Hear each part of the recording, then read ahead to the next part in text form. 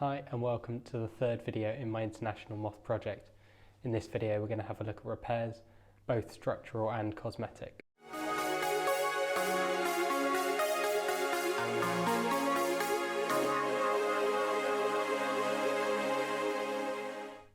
had a few repairs to do, one at the stern, one at the foredeck bulkhead and a couple on the bow. And I also wanted to do the chines as these had been scratched. I knew that the chines were going to be cosmetic repairs, so I could use a filler in the epoxy to make it easier to shape afterwards. The repair in the bulkhead was where some delamination had occurred, so I've layered in some carbon to rebuild the strength. With the other repairs I didn't know whether they were structural or not, so I assumed that they were, so I've used carbon in those as well. So I'm using the Easy Composites laminating epoxy with the fast hardener. And it's really important for epoxy, you need to get the ratios correct. If you're too far out, then it won't harden properly. I've kept the mix in quite a shallow container, which will reduce the build-up of heat. You want to mix thoroughly for a few minutes until it's completely mixed, and you don't want to forget the bottom and the sides. For larger batches, it's generally good practice to move the mix into a second container to make sure that it's completely mixed through. I've then brushed a bit of epoxy into the repairs to make sure to get a good bond. I'm then using chopped carbon to give strength into the repair. So that's just carbon cloth that I've chopped into small pieces. These will tangle up and create the strength.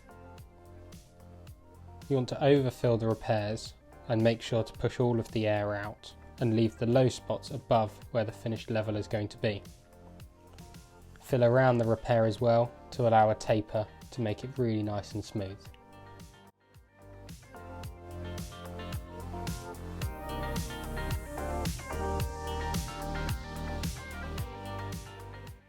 I'd pre-measured and pre-cut the carbon cloth and peel ply. I'm using 200 gram per square metre 2x2 twill cloth and the red tracer peel ply. I made up a mix of epoxy and brushed it onto the bulkhead. It's good to get the epoxy coming through the reinforcement rather than trying to push the epoxy through. I then laid the reinforcement in and brushed epoxy on top of that. I was using the tip of the brush to push rather than brush. This stops any distortion in the fabric. The peel ply then goes on top of that, and I used the brush to push it into the cloth again. I left this overnight to cure before removing the peel ply and tidying the edges. Peel ply leaves a textured finish which is ideal for a good bond when applying subsequent plies. I used paper to make templates to cut the cloth to shape.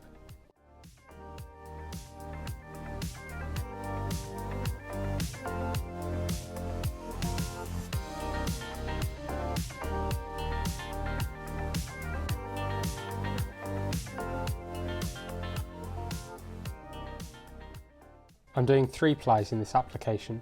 The first adds strength around where the control block's attached to the bulkhead, the second adds strength to the vang attachment point, and then the third, which covers the whole area and wraps around to the foredeck moulding.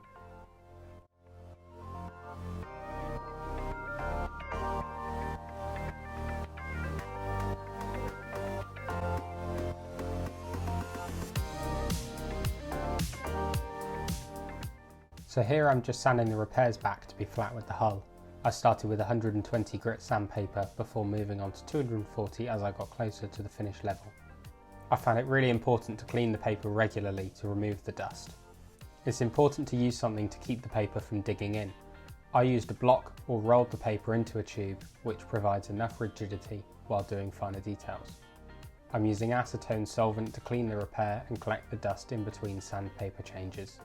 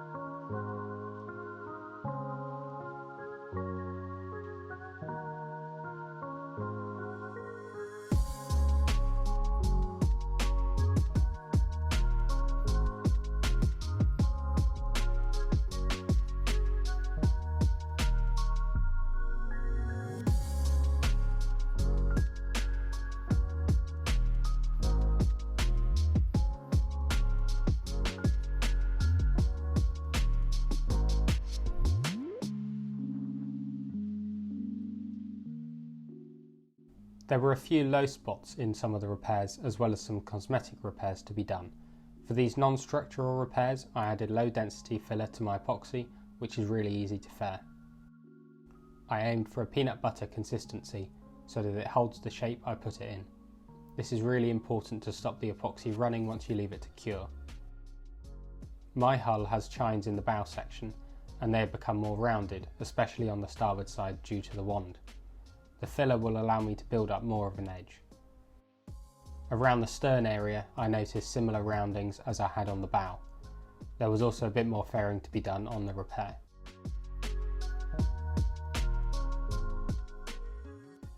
I was then able to sand back to achieve a sharper edge and fare it into the shape of the hull.